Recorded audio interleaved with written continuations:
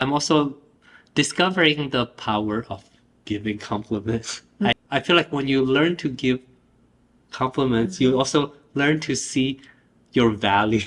Yeah. Yeah, because you also learn to see what's good in front of you. At that time, also in California in general, modern dance is only they're only offered in universities, and then they have like few companies that offer them. So like a lot of freelance modern dancers would take them, but they're rarely offered at studio levels because most people just want to do jazz dance or competition dance. But at that time, I felt like I did a pretty good job. So I just remember my classes where there were also lines of people waiting. Oh, wow. So they have to sign up, and then there were like people waiting in line because the company was doing pretty well. So people started to know me, and then I taught this at this one school. They asked me if I want to do dance competition. I refused to do jazz, so I said I would do like an open category, but I want to do contemporary dance. So then I think because I won an award or something like that. So then all of a sudden my classes got really popular. So then all of a sudden I have like all this different offer from different studios, and then that kind of helped me pay for my other job. Like this dancing in with dance companies, generally they're not paying so well unless if you dance for like this big major company in New York maybe. But even then the living cost there Yeah. is quite high. Some of the troops that you were in, you guys won awards Yeah, and stuff they too, right? in the beginning, yeah, we got because we were quite new, and somehow we got so people we got the back then. I don't know if this award's still there, but it's kind of like the Oscar for dance community in Southern Wow. California. So Lester Horton Award. So yeah, so they got some and then it got nominated. So that kind of helped, and then won some awards. So you were just talking about you started teaching and stuff, because in my mind, I'm thinking, you still have a baby face now, I feel like. But back then, which is how many years ago, Yeah. just imagine that you were teaching people already at that time. But that's the thing. That's the best part about the States, I think. Yeah. That's one thing that I really respect. Because later on, I moved to Europe and then in Taiwan. I mean, like people are teaching, but there's so much. People are so eager to learn. And in Europe, most dance studios would be considered as amateur dance school, but in US, because it's kind of out dance. How should I say? The levels are different. They're a lot more professional than what general studios are Right, right. like. So they're also very competitive. I think that every place is different in terms of the styles and in terms of the way they see dance groups or professionals. Right. But also the mentality, like the philosophy, like also the way how the education works in US. I'm not talking about what's happening in school, but generally in the dance community itself in Taiwan, in US. They try to inspire you. They try to motivate you. They try to kind of encourage. They're very encouraging. So most people can pursue dance freely.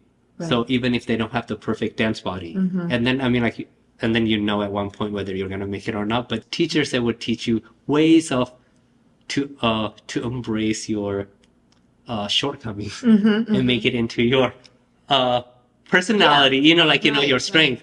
But in Europe, again, not all over Europe, but generally speaking, when you decide same thing I think in Taiwan a little bit, if you decide you want to dance, quite early on, maybe in junior high or high school, they start to kind of track you into that program. And then to get into that program, then maybe they'll look at your body. So then Not more regulations. Oh, it's like, anatomically, it's impossible for you to be a dancer or something like that. So then most dancers that they're produced in, especially Northern Europe, they naturally come to specific type of bodies, or they train since they're a certain age. Or I mean, there are always exceptions, but generally that's what happens in Europe. So when I dance in Europe, the passion is very different than the passion with the American dancers in general. Is it because American dancers in general, they know they have, I don't have the best feet, or I'm a little bit stiffer here, or my arms are not perfect, or my feet are not perfect, but they love it so much. Yeah. they just want to kind of It's all coming the from within themselves, and it's a Right. passion for it, rather than, oh, I'm in this for my job. Even those Right. like in other troops in other Right. countries, they might love to do that, but it's kind of like they're in a box. Right. But a certain sometimes way. I also notice it's not just with the dance community. They just kind of have this kind of passion for what they do. They felt like, oh, there's a reason why I'm doing this. They try to find reason behind what they do. Okay. You know, like even like a janitor, for example, or like a clean, or like, you know, like somebody who does clean. Like I felt like, oh, their work has a purpose. You know, Right. like they would find different ways of to be better in their jobs. But the mentality, again, not for everyone, Right, but right. in general, Yeah. sometimes here it's like, oh, it's a job. So it feels very different sometimes when you dance, or not dance, like when you work, like in Europe and in here, Right. and even in Taiwan, sometimes with jobs also the same. Yeah, it's interesting because that you mentioned these differences. So was it based? I mean, based on you coming from the U.S. dance culture where it's very creative and things like that, and going into working in the Netherlands or in Europe, was there things that you really had to adjust within your own creativity process? I moved around a lot, even the States, so then I felt it's not that big difference. It's just that I could feel, I think dancing in the States, for me, again, Right. it's not for everyone. I could really feel the energy Yeah. of the people. Like with the company that I dance with in the Netherlands, they also have this very particular energy that they love what we did. So I also got some, you know, like, you know, kind of this energy feedback from them, but it's slightly different. But there's a little bit more of like, oh, I don't get paid enough for this, so this is not part of my job. But in US, a lot of it, oh, this is what I love, this is what I breathe for, this is what I Yeah. live for. So Interesting. it's very different. Like even working at Disneyland, that's why I felt like, even though I said I get a little bit depressed, like, you know, it get a little depressing because I find it that, oh, that's the end for everyone around me. This is their dream Their goal. job. So I felt stuck sometimes. Yeah, you want But, you to know, go up higher. yeah, I You want to wanna go other pursue different things. places. So, Yeah. but there's this energy. Oh, this is the best thing. We have a purpose. We need to make the guests of the park happy. Like we get to make them day brighter. That's our there's- goal. Yeah. That's kind of like, I feel like they have a purpose. But yeah, so that's one thing. There's this type of energy that I really enjoy. I Right. felt like, oh, we're not quite there yet. It's okay. We have this fire that, you know, Yeah. we do it together. But So is that how what you imparted to the students that you lectured or taught? I mean, is that I try what to made teach them them- to embrace their shortcomings because it's not, I think what they see, oh, I'm not pretty enough. I'm not skinny enough. Rarely people see that outside of them. Oh, except if when you're in Taiwan, they're gonna keep pointing you that you're not skinny enough.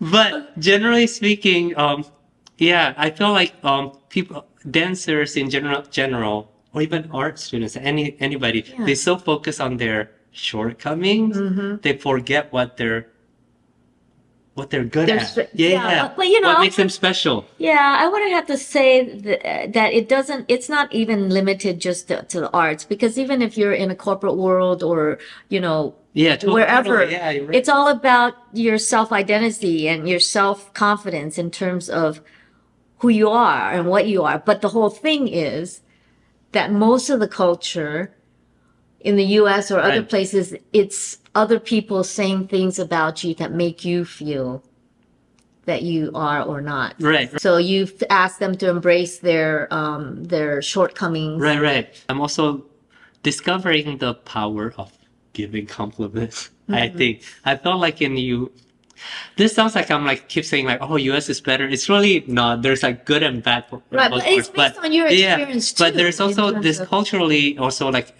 in their educations or in the way of most people, like how people see things. They always see. I feel like when you learn to give compliments, you also learn to see your value.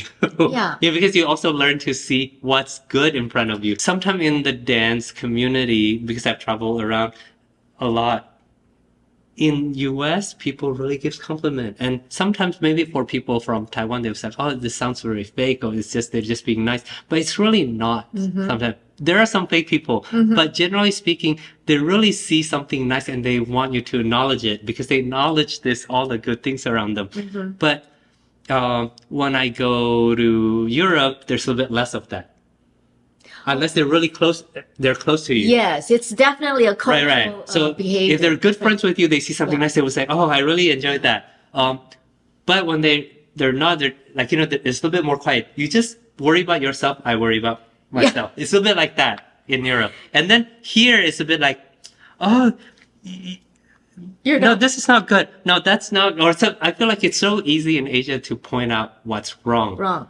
And I But- think it's partly Yeah. because of the way they grew up too. Because growing up, I feel like a lot of Asian parents or tiger moms or whatever types of parents, they pick at little things. They Right. even though they Yeah. love them, their way of showing them is Exactly. to pick at them and saying you got to be better. And their idea is that if I tell them that they're going to get better and they're going to be, but it Right. doesn't do that. No, It does the it's gonna crush them. Yeah. So. yeah.